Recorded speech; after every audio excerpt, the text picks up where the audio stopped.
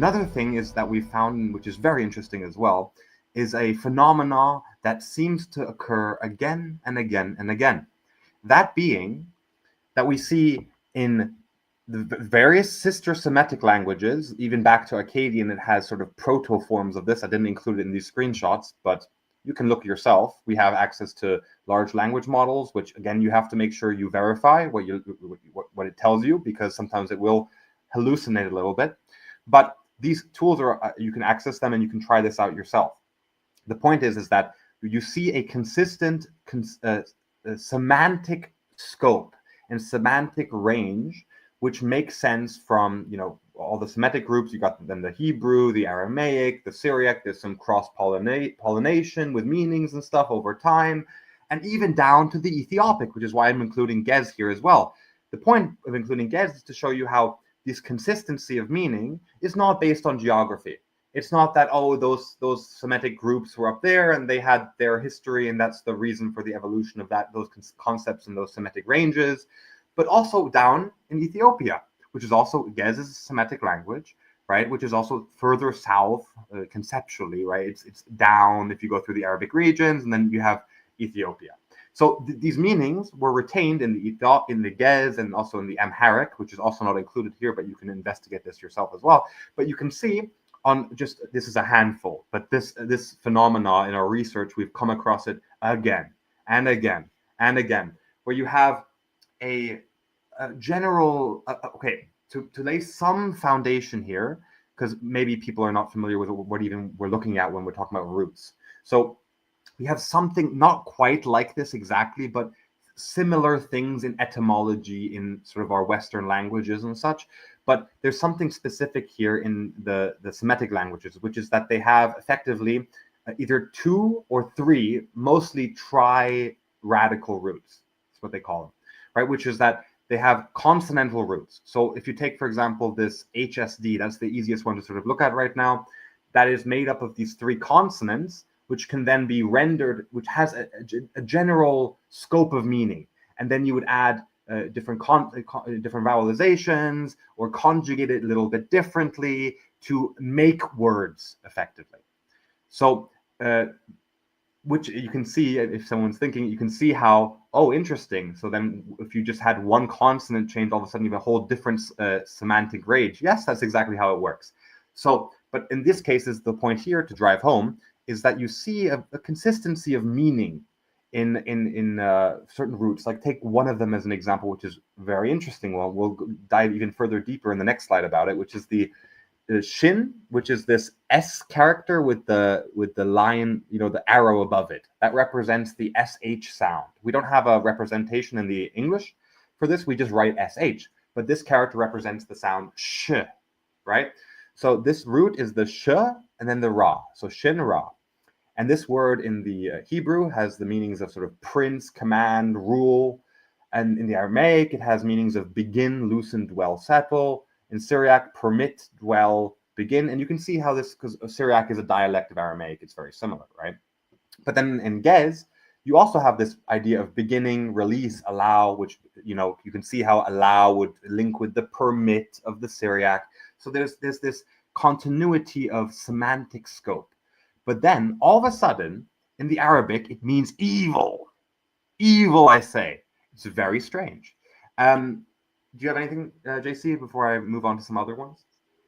Well, what I would say, just to clarify a little bit as well how it would be in English. So we have, for example, a word paint, and then you can make up different words based on that basic meaning, painter, painting, and you would recognize them like, okay, so they are something to do with paint, if that were the root. And then you just add a little bit more or here or there, and then it can become maybe a verb or maybe something else.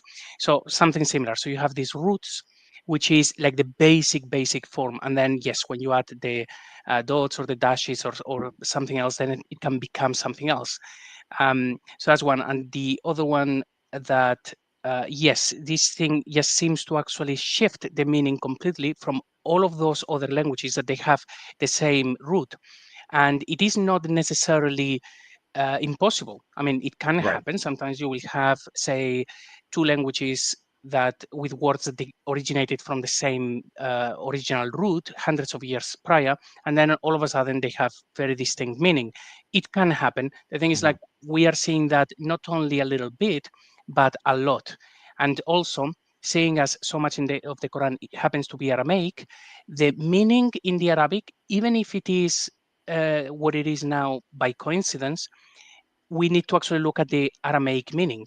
And the Aramaic meaning happens to have a very, very different meaning to the Arabic one. So Right. if we went with, well, it's Arabic, is okay, well, it's a bit weird that the word is different to all of the other Semitic languages.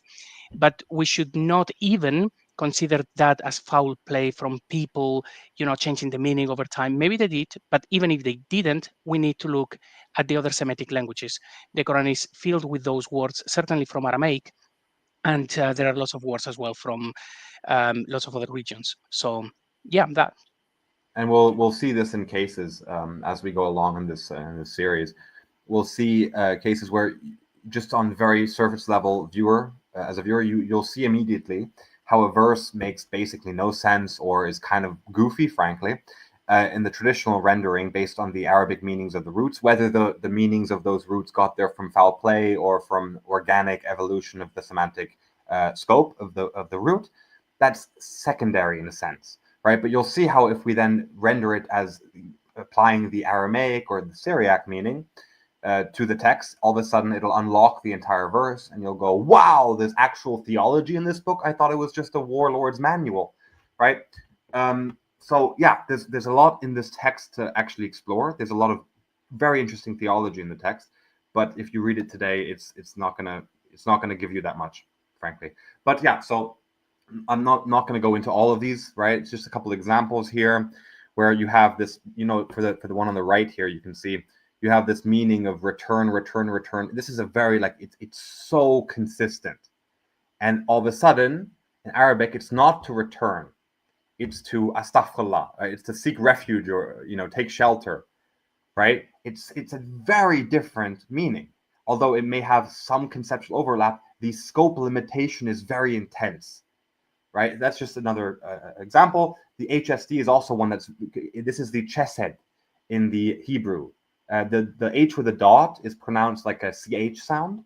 So that would be like chesed. And this is a very crucial word in the theological scope of Judaism, in the Hebrew Old Testament, right? It has references of loving kindness. It's like the love between two people. Covenantal mercy is involved here. It's a very theologically dense word. And that you see it's retained in the Aramaic. It's mercy, piety, grace. Then in the Syriac, compassion, divine mercy, benevolent love. In the Gez, mercy, grace, kindness, divine favor. But then Arabic is like, no, Aki, trust me, it's entirely different. Actually, the word means envy and jealousy. Total reversal.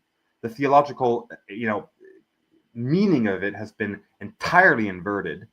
And yeah, you can of course make, actually hypothetically, I'm not saying necessarily that this was done through malevolence, but the thing is, once you see again and again and again, the pattern emerges. So whatever, however this came to be, there is still a pattern here to be acknowledged. And this has implications for how we read the text, given the fact that it was originally an Aramaic, or a Syro-Aramaic to be precise, text. And this is the funny thing, the reason why we were just mentioning these three examples is it's just so hilarious because these three were found from a single surah. They're from Surah 113. All three of these cases are from this verse that we picked out just to make it clear that we're not, scanning the entire Quranic text and trying to find, can we put together three examples? Oh my God. No, this is from one surah. And it's a very short surah, being the second last surah of the entire Quran. It has what, 1, 2, 3, 4, 5 verses in it. And yeah, it reads very strangely. It has this meaning of evil, which may or may not have been the real intended meaning of the author, but yeah, it's worth investigating. Yes, well, if only one of those words happen to be, say, from the Aramaic, that would already show that this surah means something completely different. And the chances are every single word is actually from the Aramaic. and the meaning is weird. This is the rendering from Saint Murat, and in verse 4, actually, so he writes, and from the evil of the continuously hissing females in the knots. It's like, yeah, I am sure that that didn't mean a thing, and the words are from Aramaic, and if we find the Aramaic words for these continuously hissing females, and then in the knots, this verse would make sense. So basically, what we're getting after reading this and trying to make sense, instead of saying from the evil of what he has created, is probably something like from the truth or from the reality that he has created, something a lot more benign. It feels or a weird from the evil of foundation, what. because like what we're seeing here, if we look top left, right, we have meanings of beginning, because look, we can go back to the Hebrew, but our base assumption is that we're getting most of the material from the Syro-Aramaic textual tradition. So you're look when you're doing this work of deciphering the text, you should always look initially at the Aramaic and Syriac, right? So from the beginning, or from the loosening, or from the dwelling, these kinds of meanings maybe. So from the beginning of what he has created, and from the beginning of, and then you can see again here you have two question mark cases. So chop chop, guys, get to work, figure out what these question marks mean. This is the point of using the murad and then filling in the gaps. Yeah, so those question marks, there are three that are actually shown, which means they weren't Arabic words. So we need to actually figure out what they meant. But I would actually add these continuously hissing females and then in the knots. That's also not Arabic. It makes no sense even to this day. Right. So those are also words that once we go back to the Aramaic, they would actually make sense. And hopefully we're going to get there. And even the And final one, by the way, and from the evil of an envier when he envied. It's like, yeah, that's probably not a bad verse. It just means something very, very different. well, it could mean, like, the thing is, you can read this as like Satan, right? Oh, from the evil of it. It's a bit weird to say an envier, right? If we're talking about the accuser, Iblis, whatever, right? But anyway, you could say, okay, he's the envier when he envied. Okay, hypothetically, I can, well, whatever, right? But you can't do that with the verse that JC was just talking about, the continuously hissing females in the knots. I'm sorry. And what we get here is effectively in the Islamic traditions, they include this like elaborate idea of there being like sorceresses, that their sorcery would effectively be tying knots on strings and then blowing into the knots, and that carried, it's part of this whole fabricated history, frankly, of the pagan Arabia, where it's just widespread paganism, and everyone's like burying their children, their female daughters, and all of this stuff that Christian Prince harps on a lot about how that's all entirely fabricated, does not exist in the Quranic text, and only exists in later traditions. Right, so it's a similar thing here. This idea is not attested in any sources outside of the late Islamic traditions. No culture had this idea of people blowing in knots, and this is some sort of like meaning of like a curse or some kind of witchcraft. You can conceptualize, like, hypothetically, like, oh, those silly people in the past. We have this bias a lot of the time where we say, oh, people in the past, they believed silly things. And, you could sort of wrap your head around it and say, okay, fair enough. They had continuously hissing females and knots. I find that hard to believe. Allahu alam. Mm-hmm. Mm-hmm. So to build on this Shin Ra case, right, where it has these meanings of rule, begin, permit, dwell, loosen, right, release, allow. It has a pretty rich semantic range, and then all of a sudden it becomes evil, harm, right? This Shin Ra Ra is another such case where it effectively builds off this idea of harm, evil, with sparks, fire, harm in the Arabic. But this root is actually a very important root in the Syriac tradition, specifically in the Peshitta. The reason why is, you can see here in the Hebrew, it starts with this idea of firmness, stability, core, loins, and the Aramaic, it then has this idea of strength, confirmation, legal certainty. This is mostly from the Jewish Aramaic tradition as well, in terms of the textual tradition, because that's what we have for the most part. But then in the Syriac, we have the Christian rendering effectively of this root in the Syriac tradition, right? This would be the Christian church in Syria, that region, which has the meaning of truth, firmness, reliability. You can see how this would track from the Hebrew with the idea of stability, firmness, something that is rock solid is like the truth. The truth is rock solid. It's firm. It's reliable, right? So that's why in the Syriac, the main meaning is truth. And we see this, okay, just to explain also the Gez, you can see how the firmness, truth, comes from the Syriac, most likely cross-pollination, or evolved also independently, hard to say, but you can see how it's a tracking, it's a consistency between these different sister Semitic languages based on this root.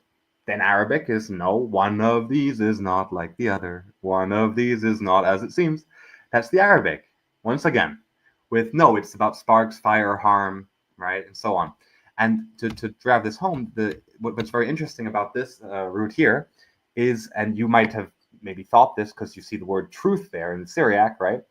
If it means truth, then surely when Christ says, I am the truth, when he applies the truth as a title for himself, surely we would see that, and we do, in the Peshitta, where sharara or sharara. I'm not a Syriac speaker. But you can see that this is the word that is used in the Peshitta to translate John 14:6, where he says, I am the way and the truth and the life. This is the word, this is the root, this is the title that is a title among many, of course. Many good names belong to the Lord. One of many titles for Christ. And for this title, this root, the title of, to suddenly have this implication of evil, fire, harm, sparks, right? There's something very, very off about this, and something that makes me very uncomfortable. And my mind, I can't stop my mind from going to ideas of they just change words that are like related to Christ. Like, no, the truth is actually talking about evil stuff. Christ is evil, that kind of implications. But that's speculative, albeit fair enough. Here's just another example. We're not going to drive it home any more than this, and maybe one more, but we'll go very quickly through it because we're now just belaboring the point, frankly. But I thought this would be interesting to include because there's this YouTube guy now who's Matan Evan or something. I forget his full name. But he's this comedian guy who got famous from the Game Awards where he did that little stunt, right? He's a funny guy. His name is Matan. And this is the root in question, MTN. And you've maybe seen how clips say that, your name means gift in Hebrew. And it does. It very much does. So in the Hebrew, and you can see the consistency here across the Semitic tongues as well. Gift, offering, present, gift, offering, loins, also retained from the Hebrew. Syriac, gift, donation, loins, strength, readiness, gift, offering, grant, right? It has this idea of, when you gift something to someone or you offer something, you bestow something to someone, right? But no, one of these is not like the other, like always. So in the Arabic, we get this meaning of no, not gift. It's just firmness. But firmness, there's many words. I mean, firmness. It's a redundancy. But okay, fair enough. We've got the word firmness, strength, backbone, core. And we won't get into this presentation, but this root MTN is actually one of the supposed names of Allah. If I recall correctly, it's 51, 58, but I may have just got that off my memory wrong. But that's where we see Al-Matin applied to a title of Allah. And that verse is an interesting one, which we will go into in a later live stream. Not for now. All right. Patience. But yeah, so we just, to drive the point home, we also have another such case where you can see how oppression, extortion, defrauding, right? Oppression, harassment, rarely, strive, oppress, extort. No, bro, no. This root actually means to love passionately. So you see, when we come in and demand jizya and extort you, it's because we love you, you see. That's also a little half-heartedly. I'm not necessarily saying that all of these cases have to be malevolent distortion and what I would call sodomization of the Arabic language. But the point is, once you see more and more and more, you can't unsee it. There is a strict pattern here when it comes to the lack of consistency of the Semitic etymology with these roots when it comes to the Arabic.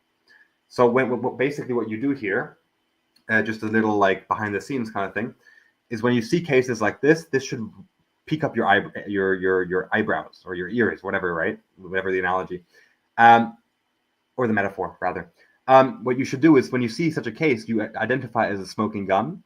And what you should do is find instances in the Quranic text where this root is attested. and then investigate those instances. It should be a red flag. It should be a raise your alarm bells, and you should look directly, where is this happening, and so forth. But that's just sort of one of the things you can do to figure out what's going on with the Quranic text. But again, this is a massive undertaking. And like I said, you open one door, there's three more, open another door, and it spirals. So this is a long process, but yeah, just to show you, basically the idea here is to demystify and show all these questions of what's going on here exactly with this Arabic text. Yes, and I do wonder actually what will happen when we actually look at these roots in the Quran and then we check the context. It's going to be interesting. That's called foreshadowing, by the way. Precisely. So yeah, we have already done quite a bit of that work, and then we will show. So, but yeah, it seems to be a pattern that happens again and again, where the meaning of a particular root in Arabic is very different to everything else. And even if that happened by, the evolution of the language, we should actually be looking at the Aramaic. Another thing